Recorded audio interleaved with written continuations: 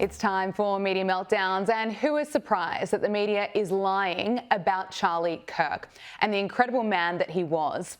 While millions of us are mourning his death, mainstream media outlets have labelled him divisive, far-right and full of hate. And this New York Times journalist described Charlie as a symbol of toxic culture that we're in. He's, become in this last few days, I think, a symbol of the toxic culture that we're in right now in politics.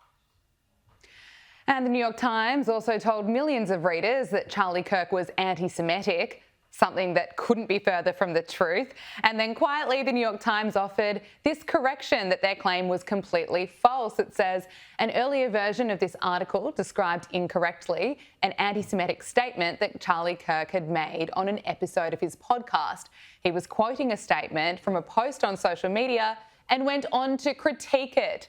It was not his own statement. I mean, a pretty crucial detail that they left out there. He was criticising anti-Semites. Here in Australia, former Guardian political reporter Amy Ramakis wrote an essay for the New Daily titled, "I'm sorry Charlie Kirk is dead, but I cannot mourn him. This is why." Why? Well, clearly, Amy, you are a heartless human being. I mean, JD Vance is right. We cannot have unity with these deranged, sick people who cannot find it in their heart to mourn the death of a loving husband and a loving father. And Australia's darling of the left, Cheek Media chief executive Hannah Ferguson wrote, "Is violence sometimes necessary? Yes." And of course, Teal MP Zali Steggall liked Hannah's post. Since she's been called out for this, she claims that her liking the post doesn't mean she actually likes it. I mean, make sense of that. And here is ex-CNN host Don Lemon suggesting that all of the journalists and podcasters who have been shaken to their core over Charlie Kirk's death are doing it for attention. The thing that is so obvious about it, and I think is so disgusting, is that you don't really care.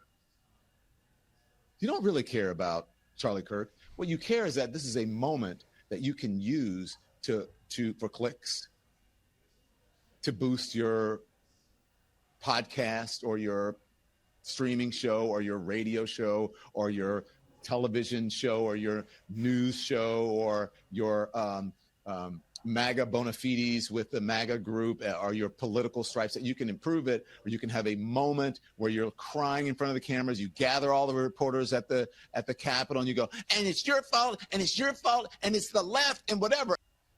Yeah, he's sick and deranged. It's not just the media lying about Charlie Kirk, though. Celebrities are doing it too.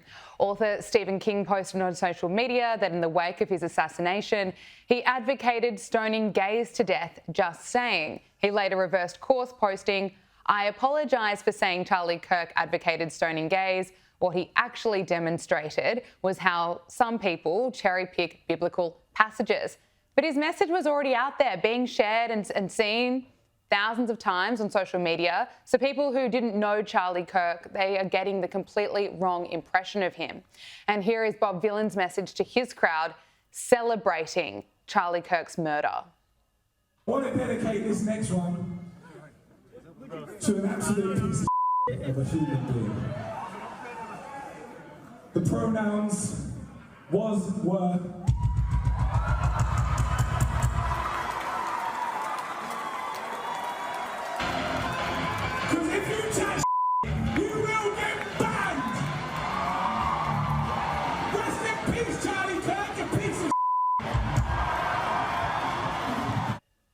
I mean, it's pure evil.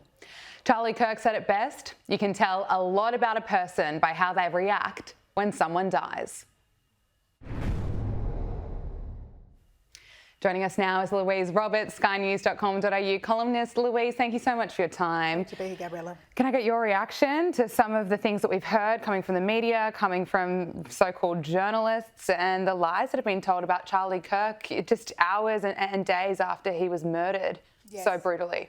Brutally. I mean, what a week we've seen. What a narrative that's been played out by the leftist media and those who are indoctrinated by this ideology that Charlie was an evil person and he preached an evil message, when what he spoke about was patriotism, love for your family, love per se, and his faith. Yeah. And he said to people, debate me, challenge me, help me understand your point of view. That's not a toxic message. But it's very easy for the left side to say he was toxic because they didn't agree with what he said.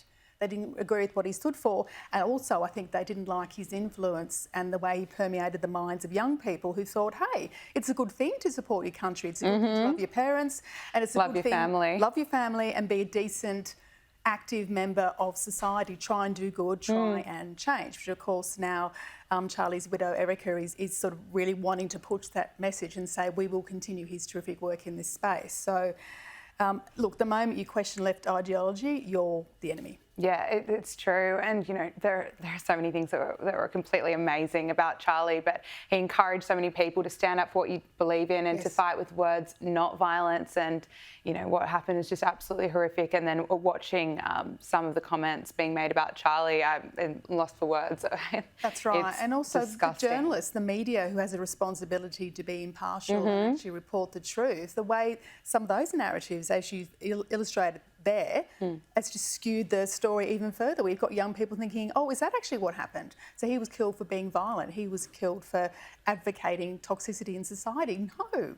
He was murdered for being a decent person. It's so frustrating, and we could have kept going. I mean, there are so many examples. You pick up so many left-wing media newspapers, you turn on the TV, and he's just labelled divisive, full of hate. There's so much commentary around it, and it couldn't be further from the truth. And I thought this was interesting. Psychologist Claire Rowe wrote in the AFR that influencers who celebrate Kirk's death show their true colours. And she wrote, in the days following the shocking assassination of Charlie Kirk, the internet has split not just along predictable political lines, but moral ones. There has been grief and outrage, yes, but also celebration from those who style themselves as champions of empathy, kindness, and anti-violence. And we have seen loud celebrations from left-wing liberal women who are the same group of people who dominate the Be Kind campaigns, and it's just BS. Yeah, she's absolutely, I think Claire's brilliant. She's absolutely skewered the narrative and the hypocrisy there that we're preaching empathy, you know, be kind, we're representing the underdog, the people in society that don't have a voice. Well, no, they're not. If they really genuinely wanted to have that platform, they would say, we don't condone violence. We have to find a way for respectful discussion in society. Internationally, clearly this is a major breakdown on a global level, the fact that people can't talk and share ideas without risk of being killed, which is what happened to poor Charlie, of course. No.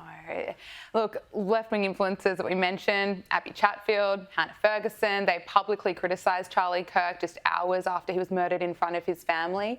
And Teal MP Zali Steggall liked Hannah Ferguson's post, and then she unliked it when she was called out for it. And then she claims, oh, liking the post doesn't mean I actually like it. But I mean, it really worries me when you've got politicians kind of supporting messages that left-wing influencers are putting out there, such as the one that the message that Hannah Ferguson put out when she said, is violence sometimes necessary? Yes. No, it's not necessary. We know that. And for a federal MP to like that post and then try and walk back the like by saying, well, actually, I don't really condone his death. I'm sort of, you know, more interested in the debate about this issue. It's absolute rubbish. This is a person who built her whole election platform on integrity and honesty and empathy and decency, all the things that Charlie stood for, I might add. And yet she likes a post, you know, celebrating his death. It's just, I mean, for a federal politician to do that, I think is absolutely disgraceful. I completely agree. Now, we mentioned Erica Kirk. I am in awe of her strength, her grace. I don't know how she found the strength to front up to the cameras and deliver the message to the world. Just so close shortly after Charlie Kirk was murdered.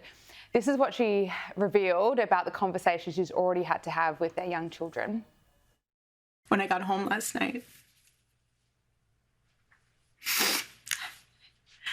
Gigi, our daughter, just ran into my arms. And I talked to her and she said, Mommy, I missed you. I said, I missed you too, baby. She goes, where's Daddy? What do you tell a 3-year-old? She's 3. I said, baby, Daddy loves you so much. Don't you worry. He's on a work trip with Jesus, so he can afford your blueberry budget. And my goodness, am I so humbled to witness Charlie, you alongside Jesus right now, doing what you always want to do, baby. I think all of our hearts just break for Erica, Absolutely. but she's incredible. I love what she told her daughter, though, on a work trip with Jesus. That's right. And that's, you know, these are the words that no mother ever wants to say to their child. But the way she framed it, there was no hysteria or anger. Even when she tells that story, which is utterly heartbreaking, as you say, it shows her grace and dignity, which none of his opponents or now her opponents would ever show ever in their entire lives. Exactly and I think that, you know, that private pain but that public dignity, she's almost like she's sparing us the agony of, you know, what she's really going through in a way, and obviously sparing her children, and that's Charlie's legacy. Yeah. Fantastic family and a very strong faith. Finally, before I let you go, the Emmys have been held, and of course we're seeing celebrities getting political again, and this time Hannah Einbinder, who won an award for Best Supporting Actress in a comedy series for her performance in Hack, had this message. Finally, I'll pay the difference, sorry. Finally, I just want to say, finally, go Birds and free Palestine. Thank you. Oh, what a nice endorsement for Hamas there. Oh, wonderful. I mean, it's very easy to say free Palestine when you live in a gated community and you're very wealthy and you've got private security. These are people who would never set foot in Tel Aviv, clearly, or Gaza or anywhere like that, would they? Again, not using her platform. Why didn't she say, please free the hostages? Why Exactly. didn't she say, let's fight for peace? Yeah. Why didn't she condemn the terrorists? Oh, no. No. They can't do that, can they? They can't actually be on the side of decency, these Hollywood celebrities. No, sadly, it doesn't surprise me. Louise, Robert, thank you so much for your Good to see time. you. Really to speak with you.